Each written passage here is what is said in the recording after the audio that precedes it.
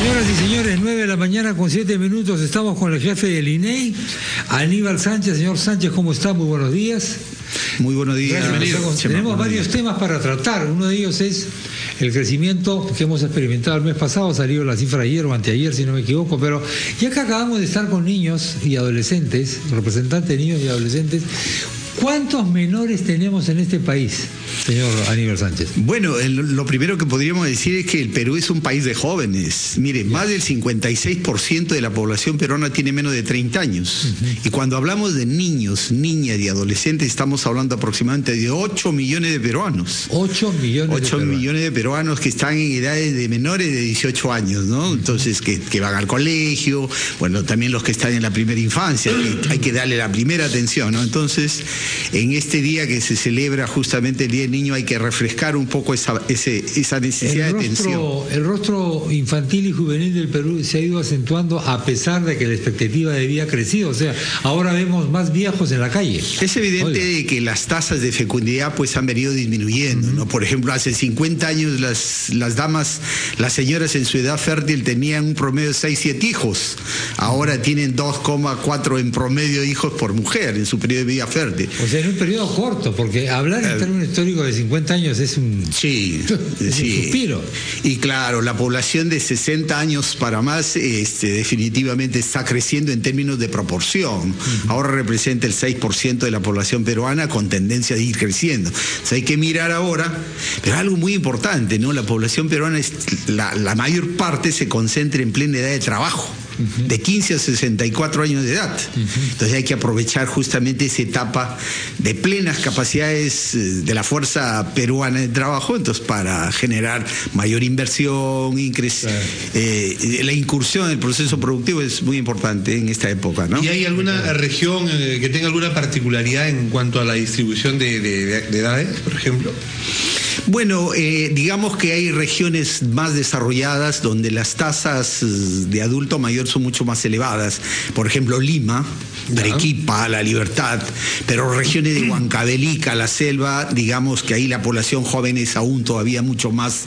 Es decir, a pesar de los procesos migratorios que vamos a revisar luego, que dicen, ¿no?, que más bien de las zonas, o se supone que debería ser así, que de las zonas menos desarrolladas, los jóvenes más bien buscan salir de esas zonas y llegar a las ciudades. Bueno, es evidente de que el país vive una dinámica de desplazamientos poblacionales muy impresionante, ¿no?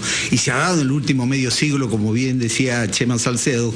En realidad, el hombre busca pues mejorar sus condiciones de vida, esa es una motivación central, pero también está el crecimiento de la economía, el crecimiento de la industria, la urbanización. Y es verdad, las ciudades concentran las mejores condiciones de vida, de educación, de salud. La gente aspira. Y no hay hogar provinciano que no quiera que uno de sus hijos vaya y progrese, claro, que vaya y estudie, y luego retorne, ¿no?, en algún momento a su hogar a impulsar, porque uno nunca se desarraiga de su lugar de origen, ¿no? Somos muy nómades, somos muy migrantes. Muchos dicen ojalá retorne de Lima, pero a veces Lima es un trampolín para irse afuera también. En realidad los cálculos que nosotros tenemos y que yo presento en el libro es el 35% de la población peruana son migrantes interdistritales. Una dinámica impresionante, más de 10 millones de peruanos se han desplazado en realidad a generar sus ingresos, a buscar un empleo en diferentes distritos, es decir, más de 10 millones de peruanos están residiendo en un lugar diferente al que nacieron. Más de 10 millones de peruanos. Más de 10 millones de peruanos. Si hablamos de los padres de los migrantes, ya no sé. Así es. Claro, y uno observa pues historias de éxito de migrantes, ¿no? Hay familias, y eso ya lo observa la segunda y tercera generación, donde los padres han posibilitado los ingresos necesarios para mandar a la universidad a los hijos, y ya son profesionales, y eso definitivamente tiene un impacto económico muy importante en una época de crecimiento, porque el Perú viene creciendo en los últimos 25 años. Correcto. A tasas muy importantes. Bueno, la última cifra. Esta cifra del mes de junio creo que es alentadora, es una cifra. Nosotros la medimos en el instituto, lo medimos cuando ya pasaron los hechos, ex post se dice, ¿no? Y es evidente de que nos permite ver un crecimiento de 3,87%, y no es que la demanda externa, que se ha reactivado después de varios meses de sucesivas caídas, ya tenemos un crecimiento de la demanda externa de las exportaciones peruanas en 2,2%. Y la demanda interna, es decir, el consumo de las familias, sigue creciente. Estamos hablando de casi una tasa de cerca del 2%, y también el gasto del gobierno en bienes, servicios. Todo esto ha dinamizado y hemos tenido en realidad muy buena cosecha. El sector agropecuario ha crecido a una tasa de más de 8%, tasa que no se registraba desde hace 30 meses atrás. Y de igual manera, 30 meses atrás, ¿no? Y eso es muy importante para el sector, ha sido un mes de cosecha. Y el mes de junio, pues, es un mes de cosechas. Sí, claro. Es un buen mes, ha habido una buena cosecha de arroz, de espárragos, de papa. Históricamente en los junios hay un repunte siempre. Generalmente los meses de abril, mayo y junio son meses muy buenos en términos del sector agropecuario, ¿no? Y el otro sector que de alguna manera tiene incidencia muy importante ha sido la performance que ha tenido la actividad minera, ¿no? Que ha crecido en forma muy importante en 10,33%. Y esa tasa no la registrábamos de hace 77 meses atrás. Entonces, como que dos actividades que históricamente han estado, de alguna manera han caminado juntas en la historia del Perú, la agricultura y la minería, en el mes de junio, nos han dado definitivamente un buen mes para la producción nacional.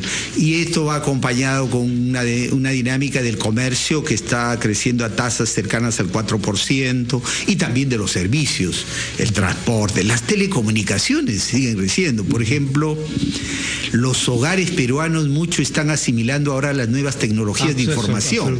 Entonces, la televisión por cable, el internet, la telefonía celular, y eso también dinamiza la economía. Hay un furor por ese tipo de tecnología. Sí. Hay un furor. Bueno, hay que decir que los precios se han abaratado en lo que respecta a los aparatos, por ejemplo. Bueno, los precios internacionales, las cotizaciones internacionales han venido disminuyendo. Exactamente. Han venido disminuyendo. Los primeros 7 meses del año vienen disminuyendo. ¿Cómo modifica eso nuestra cultura como país, como sociedad? ¿Cuál es el impacto que tiene? ¿Por qué se manifiesta esta pasión? Bueno, yo creo que definitivamente el Internet está revolucionando el mundo, ¿no? Y definitivamente asimilar conocimiento, tener acceso a muchos ángulos de la vida del mundo entero a través y en una forma tan rápida, definitivamente utilizándola en buena forma también, porque hay también delitos informáticos, ¿no? Como todo en la vida. Como todo en la vida. Entonces, este lapicero puede ser para escribir, pero si me lo pongo acá me suicido con un lapicero. Así es, entonces hay que utilizar la tecnología para bien. Me lo pongo en la yugular y el lapicero, esto cumple otra función. Así es, y yo creo que los hogares, los países aprovechan, asimilan tecnología, conocimiento en base al Internet. Yo creo que hay que mirar al futuro también aprovechando eso, y creo que el Perú está de alguna manera insertado en esa dinámica que está trascendiendo diferentes segmentos de la población peruana, ¿no? ¿Cómo se ha modificado, hablando de este nivel, la vocación de los chicos por carreras, por profesiones? Bueno, hay algo muy importante. Hace poco dimos los resultados de una encuesta. Hicimos una encuesta en coordinación con el Ministerio de Educación a los egresados universitarios, egresados menores de 30 años. Ajá. Y la mayoría de egresados, más del 80%, están trabajando en empleos afines a su profesión. Y eso es muy importante. ¿Qué porcentaje? Algo del 87%. Están trabajando en empleos afines a lo que estudiaron. Y ahí está destacando las ingenierías. La ingeniería industrial, la ingeniería económica, la ingeniería todas las ingenierías en general. Y eso es muy importante porque de alguna manera eso empuja el aparato económico también, porque tenemos personal calificado, ¿no? En un mercado que requiere de mano de obra especializada, tecnificada, creo que es un aliciente muy importante. Y también las posibilidades de que el Ministerio de Educación, las instituciones que competen vayan apuntalando estos procesos, ¿no? Porque hay un estereotipo, y es que nadie trabaja en lo que ha estudiado. Entonces, Sí, yo creo tenemos el estereotipo del abogado taxista, ingeniero taxista, economista taxista, no sé cuántos taxistas. ¿No es tan cierto entonces? No, yo creo No es tan que cierto. se ha vivido momentos de golpe, ¿no? Que el Perú ha tenido momentos de crisis económica muy fuertes. Entonces hay mucha gente que Se recurre siempre a esta cosa. Claro, entonces pero en momentos de cierta expansión económica, Sí. las ingenierías son muy demandadas. Sí, muy demandadas. Pero ¿no? seguimos teniendo déficit de educación técnica. Yo creo que sí. Seguimos teniendo ese déficit. Y lo que interesa es que justamente las universidades vayan pensando, mirando su entorno laboral, el entorno productivo, en donde brindan servicios académicos, de tal manera ir forjando una capacidad profesional que se adapte a las demandas locales, ¿no?